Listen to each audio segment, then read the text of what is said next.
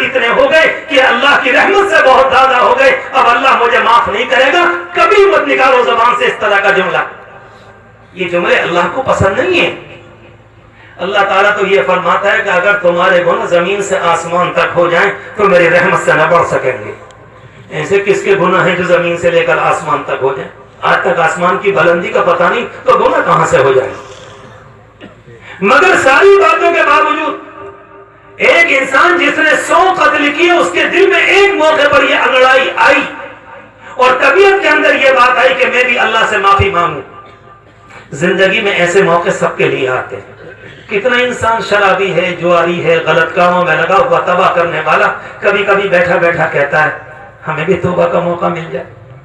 آج سے شاید 1.5 مہینہ پرانی بات ہے، میں مدرسے میں بیٹھا ہوا تھا، دہلی سے ایک صاحب کا فون آیا، مجھے نہیں معلوم کون اللہ کا بندہ تھا، کہنے لگا حضرت کیا میری توبہ ہو سکتی ہے؟ مجھے 28 سال حرام کاری کرتے ہوئے ہو گئے۔ خدا کی پناہ۔ میں نے کہا شاباش، تم جیسا مریض تو دنیا میں کہیں نہ ملے گا جس نے اپنے مرض کو کھول کر بیان کر دیا۔ دنیا تو اپنے مرضوں کو چھپاتی ہے اور پھر مرض کو پالتی ہے، جب کینسر بن جاتا ہے تو لا علاج ہو جاتا ہے۔ میں نے کہا تم بہت خوش نصیب ہو، تم نے کھول کر کہہ دیا۔ میں نے کہا ذہن سے یہ بات نکال دو بالکل کہ معافی نہیں ہوگی، کیوں نہیں ہوگی؟ تم نے 100 قتل نہیں کیے، تم نے کسی کو تباہ نہیں کیا، نہ کسی کی لڑکی کو اٹھایا، نہ کچھ کیا، تمہاری حرام کاری جیسے کہ تم بیان کر رہے ہو وہ الگ لائن کی، مگر تمہارے گناہ کتنے ہوں اللہ کی رحمت سے نہیں۔ تو کہتا مجھے کیا کرنا پڑے گا؟ میں نے کہا کہاں کھڑے ہو؟ کہنے لگا چوراہے پہ۔ میں نے کہا آس پاس کوئی مسجد؟ میں نے کہا ٹھیک جاؤ۔ میں نے کہا ٹھیک ہے میں بات کرتا ہوں، تم پہنچو۔ چلا گیا، وہیں سے کہتا ہے میں مسجد کے اندر ہوں۔ میں نے کہا میرے عزیز 2 رکعت نماز پڑھو وضو کر کے اور اپنی پیشانی کو سجدے میں رکھ دو اور مٹی پر یہ رکھ کر کہو کہ اللہ میں آ گیا، تیرے گھر میں آ گیا، مالک میں آ گیا، اور تیری شان یہ ہے کہ تو آنے والے کو دھکا نہیں دیا کرتا۔ بہت دیر روتا رہا، بہت دیر۔ شاید پرسوں نرسوں دوبارہ فون آیا رات میں 10:30 بجے اور کہتا ہے الحمدللہ اس کام سے مجھے بلا کی نفرت ہو گئی ہے، اب میں اس کام کی طرف کو دیکھتا بھی نہیں۔ رب العالمین کے نام کا یہ کمال ہے۔ اگر کوئی اللہ کا بندہ صحیح طریقے پر لے لے تو رب العالمین زندگی بدل دے۔ امام راضی رحمت اللہ علیہ کا متعلق آتا ہے کہ اس زمانے کے سب سے بڑے حکیم نے کہا کہ تم کیا لوگوں کو اللہ اللہ سکھاتے رہتے ہو ہر وقت کہ اللہ اللہ کیا کرو، اللہ اللہ، کیا ہوتا ہے اس سے؟ امام راضی رحمت اللہ علیہ فرماتے میں نے اس سے کہا تو گدھا کیا جانے۔ پسینہ آ گیا کہ دنیا کا سب سے بڑا حکیم۔ انہوں نے کہا خیریت کیا پریشانی ہے؟ یہ تمہارے اندر پسینہ کیسے؟ کہتے ہیں تکلیف اس بات کی کہ تم نے دنیا کے سب سے بڑے حکیم کو گدھا کہہ دیا۔ میری طبیعت بوجھل ہو رہی، پریشان ہو رہی، پسینہ آ گیا۔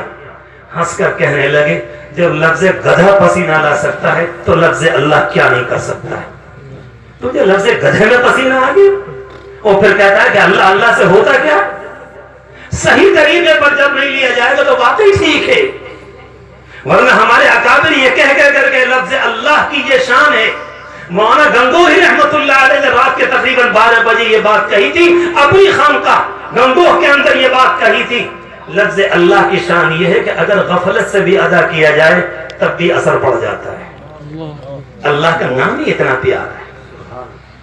میں عرض کر رہا تھا اللہ کے رسول علیہ الصلوۃ والسلام نے اس انسان کا واقعہ بیان کیا 99 قتل، دل میں انگڑائی آئی، توبہ کی نیت سے چلا، حدیث شریف میں آتا ہے کہ بیچ میں انتقال، ادھر کے فرشتے بھی ادھر کے فرشتے بھی، دونوں کے دونوں، وہ یہ کہتے ہیں کہ اتنے گناہ کر آیا کہ ہم اس کو لے کر جائیں گے جہنم میں، اور وہ کہتے ہیں کہ نہیں بے شک کام کچھ نہیں کیا مگر ارادہ تو ہے۔ پیارے اللہ کتنے اچھے ہیں آپ، صرف ارادہ، ایک طرف 100 کا قاتل ہے۔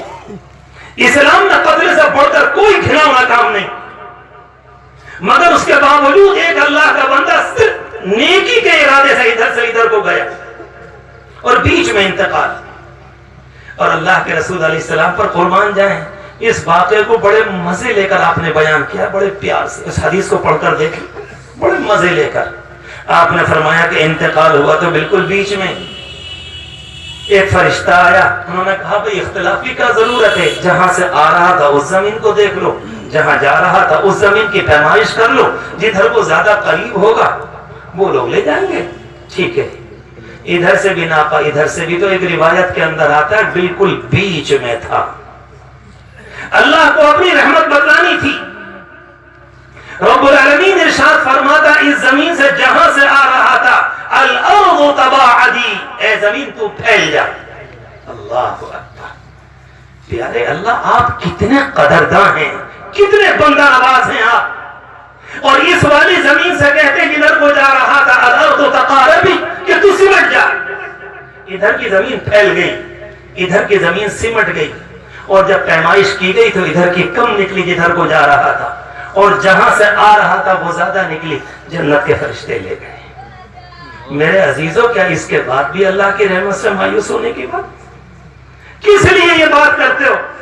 کبھی ذہن و دماغ میں یہ بات لے کر مت آؤ کہ ہمارے گناہ مالک کی رحمت سے زیادہ ہے۔ مگر ایک بات ہے، اس پورے واقعے کے بعد جو کہتے ہیں، اللہ کے رسول علیہ السلام کو یہ حکم ہے کہ میرے بندوں سے میرے رحمت کو بتلاؤ، اور اس کے بعد یہ فرمایا وَأَنَّ عَذَابِي هُوَ الْعَذَابُ الْأَلِيمُ، اور ہاں میرا عذاب بھی میرے بندوں کو بتا دینا۔ اللہ کے رسول علیہ السلام شب معراج میں تشریف لے گئے، اور آپ کو وہاں جو منظر دکھلائے آپ نے اپنے لوگوں سے آ کر بیان کیا۔ آپ نے کہا کہ اپنی آنکھوں سے دیکھ کر آیا ہوں۔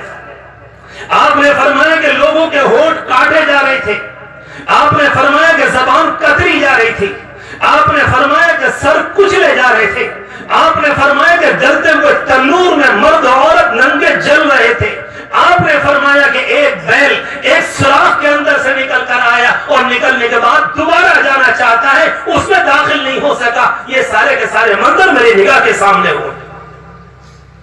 کہ پیغمبر جا کے بتائیے میری رحمت کیسی، میرا عذاب کیسا ہے۔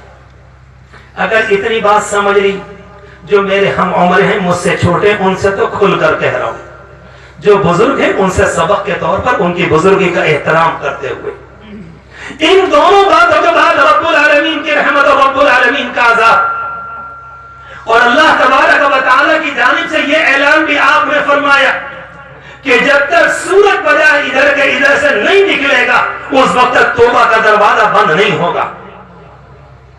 توبہ کا دروازہ بھی کھلا ہوا ہے،